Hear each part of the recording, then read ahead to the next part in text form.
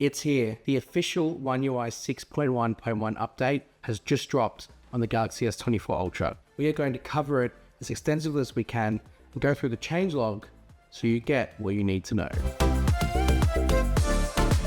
Welcome back to SamMobile TV. We're here with Daniel.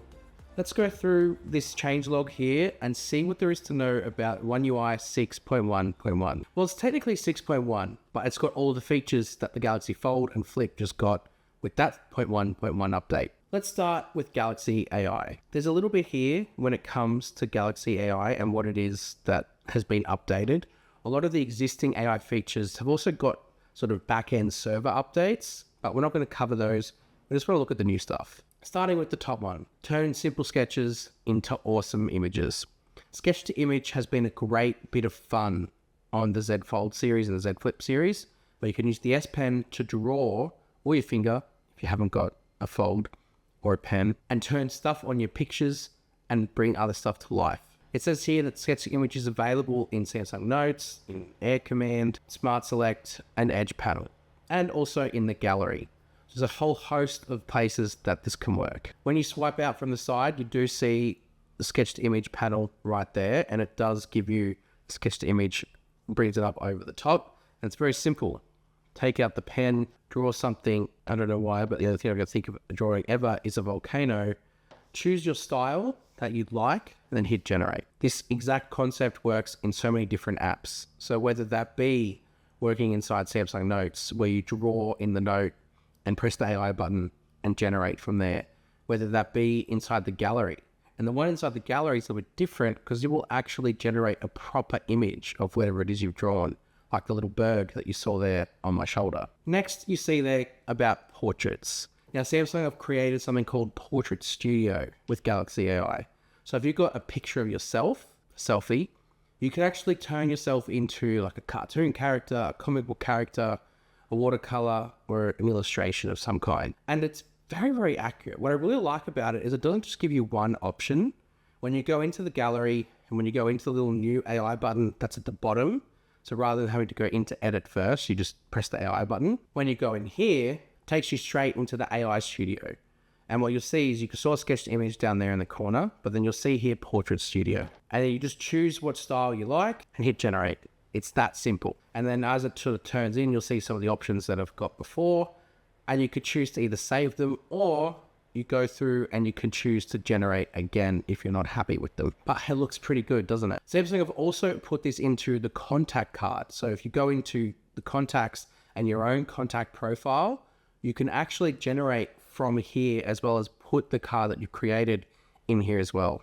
It's very clever, and it's just another way of sort of expressing yourself using AI. Samsung have brought the message composer from OneUI 6.1.1 into this update as well. So if you go into a message, or if you go into the keyboard rather, if you hit the AI button, you'll see Composer. Composer, once you go into here, allows you to write in a prompt, choose the style of writing that you'd like, and if you want it to be polite, if you want it to be casual, if you want it to be a bit more formal, and then again, hit generate. I think this will be really, really handy for emails.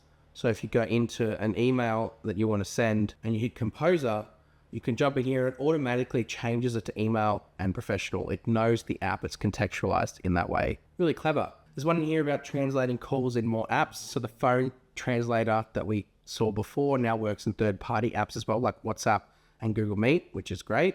I really like here this one, translate in listening mode. What this does is instead of the interpreter being a two-way conversation, if you're just listening to someone talk to you, like a tour guide maybe in a foreign country, rather than translate your speech, it'll just listen and then translate everything that's been said.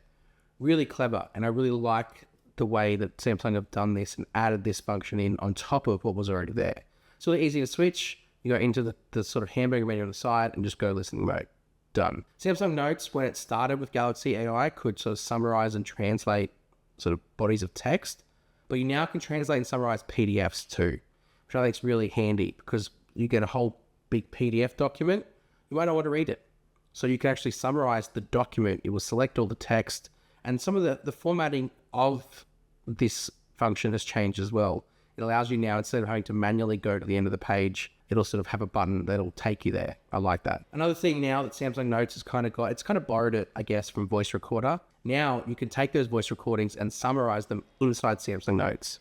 You could only previously do this inside the voice recorder app. Now you could take the voice recording you've made and summarize it and transcribe it alongside that too. Probably transcribe it first, then summarize. You get my point. If you move out of Galaxy AI and into create epic images, the next sort of chunk, the first one I really want to highlight is the fact that you can bring photos to life now with live effects. Samsung have brought live effects in. It's not a new feature by any means in terms of other brands. It's been other places before, Google Photos. But this basically, you go up into a photo that has got like a selfie or like a background and a foreground. And the whole purpose is that it will separate that background and foreground and sort of create this sort of moving effect. It's quite clever. It looks nice. You can save it as a video afterwards and it'll just save it as a little clip. Nothing groundbreaking, just a bit of fun. This next one I really like. Samsung at the start of the year brought in this thing called instant slow-mo, where if you long press on a video, it will sort of slow down that section of it so you get an idea of what the slow-mo might look like. Now, when you release that instant slow-mo, it comes up with a little pop-up asking you to save it as a little slow-mo clip. So it'll just immediately save it to your gallery once it's sort of recognized that section. I think that's incredibly intuitive. So rather than needing to then go manually edit it yourself, it's all in there. I love this. Next is stuff to do around health. Now, a lot of these actually did get updated, I guess, before this OneUI 6.1.1 update sort of came in. Samsung kind of do this with Samsung Health, where they bring the Samsung Health app forward ahead of the big update. And especially because wearables come out ahead of time, they kind of need to. Samsung Health has become this really inclusive wellness platform for health and wellness. Samsung with the watch got this new thing called the energy score, and that's part of Galaxy AI, where it uses AI to sort of judge a whole bunch of different metrics. And the sort of new updates and layouts kind of help when it comes to sort of operating Samsung Health and finding the scores that you need. Moving past that and getting into sort of the productivity area, we've got the new Smart Select. Samsung didn't really tell anyone about this. They kind of just removed the old one quietly. I noticed it on the new Fold that the old Smart Select had just completely disappeared, and I don't know what to make of it. Let's show you how this new one works. Rather than it being its own dedicated edge panel, Smart Select now sits inside the app's edge panel, permanently docked at the top next to Sketch to Image. So with this, you select it and then it creates this glow effect. And then what happens from there is it says draw around to select. You draw the section that you want, and then based on what it is that it's selected, little contextual stuff will come in here down the bottom. So whether it be text and then you want to add it to Note, it will clip that and add it in to Samsung Notes. Or if you're smart selecting an image, you go into Smart Select again.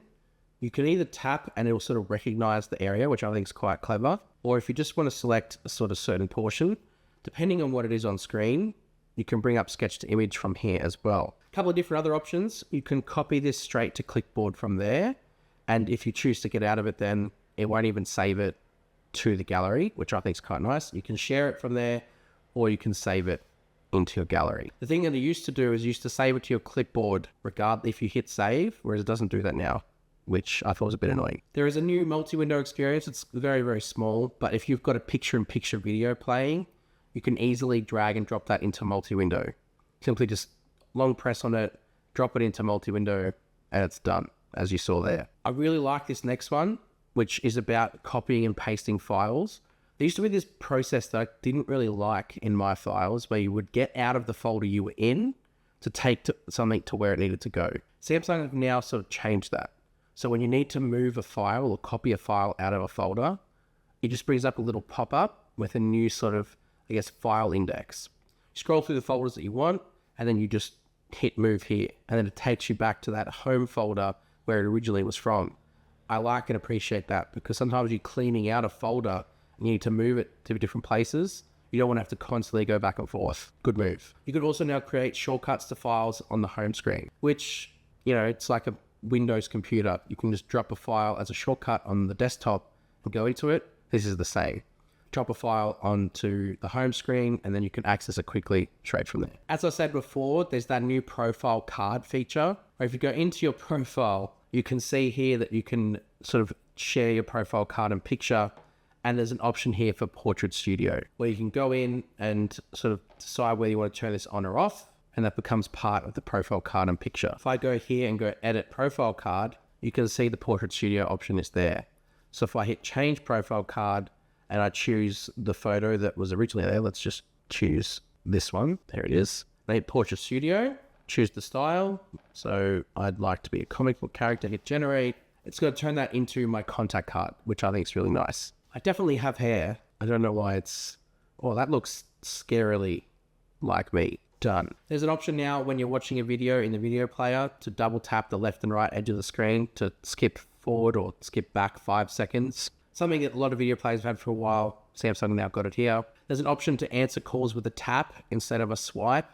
Such a minuscule one, but it's just something that if you need to know how to do this, this is how to do it. You can answer all calls using the speaker. So if you prefer to be that person that uses the speakerphone instead of, you know, holding it like a normal person, there's an option here to do that. And the last one I'm going to highlight is about security. Samsung have got this feature now called Auto Blocker, which I'm not sure I'm in favor of, but the good thing is you can turn it off. Basically, the whole premise is it's sort of stronger and sort of cracks down more on installing apps that aren't from Play stores or app stores. So if you want to sort of sideload something on, this kind of blocks it. However, it's pretty simple to turn off. You just go into the settings, into the security menu, and then at the bottom, you'll see it there, Auto Blocker. You'll see that you can turn it off and on from here. You can see what it does, and you can see there's an option for maximum restrictions as well. Up to you. If you're someone who likes security, you could enjoy this. Otherwise, my recommendation, turn it off. Now, it's quite a big update. There's obviously a lot in here, and they're sort of the biggest points that we sort of found. It's huge, 3 gigabytes, like 3,000 megabytes is massive. Still the August security batch, so I imagine there's going to be a September one to come. Hit subscribe to SamMobile TV. When it comes to the Fold 5 and Flip 5, we'll update those videos as well. We'll see you guys next time. Thanks.